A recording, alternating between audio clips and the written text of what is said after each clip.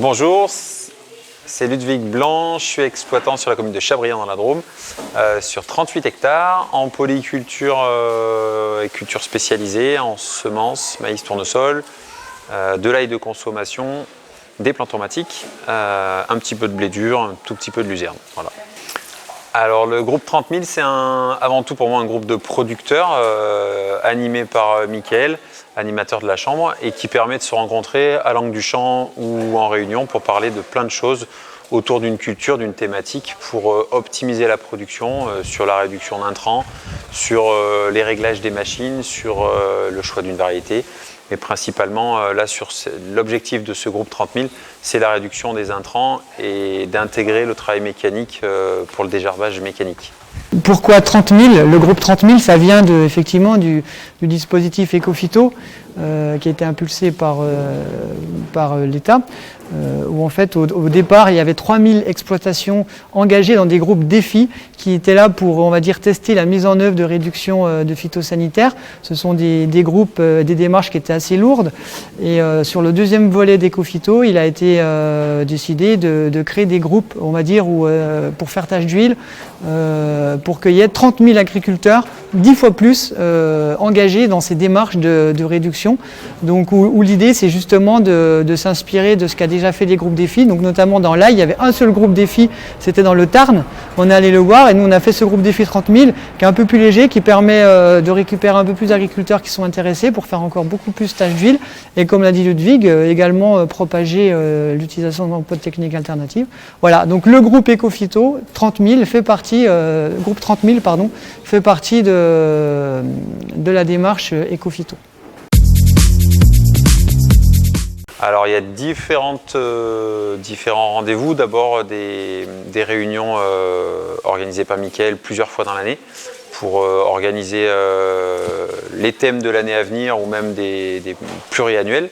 Envisager un voyage d'études comme on l'a fait il y a 2 ans pour aller voir les producteurs dans le Tarn, pour échanger sur d'autres régions avec d'autres problématiques, mais parfois les mêmes.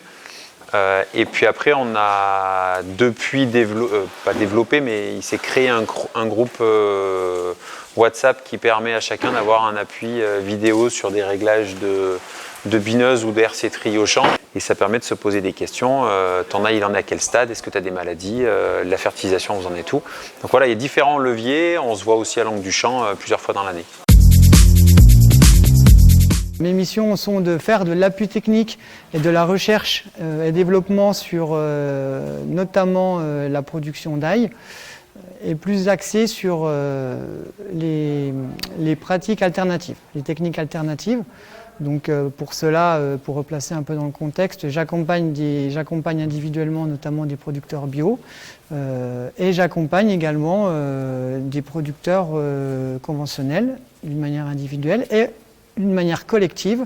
Je suis là pour accompagner, animer des producteurs comme Ludwig qui souhaitent évoluer vers l'agroécologie et faire face à la diminution des phytos. Donc pour utiliser les techniques bio notamment.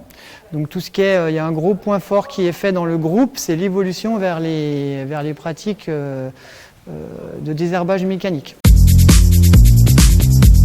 Faire évoluer mon métier comme il a évolué depuis 50 ans ou 100 ans et il continuera d'évoluer, ça me motive tous les jours, de me dire il faut chercher des solutions sur les cultures intermédiaires, sur la fertilité des sols, sur le désherbage mécanique, parce que c'est vrai que si on peut passer un coup de bineuse ou 2 coups de RC tri et que finalement on enlève un passage de produits chimiques, ça me motive parce que les produits chimiques, c'est ce que je dis régulièrement, c'est pas de l'eau minérale.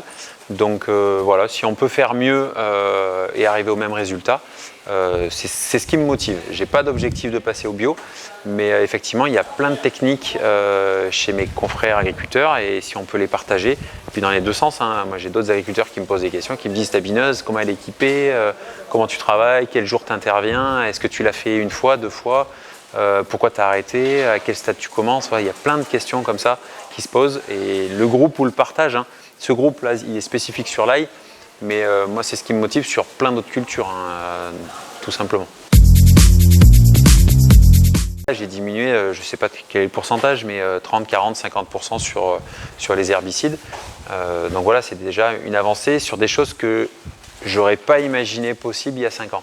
Et que tout le monde, entre guillemets, tous les producteurs historiques se posaient la question si c'était possible.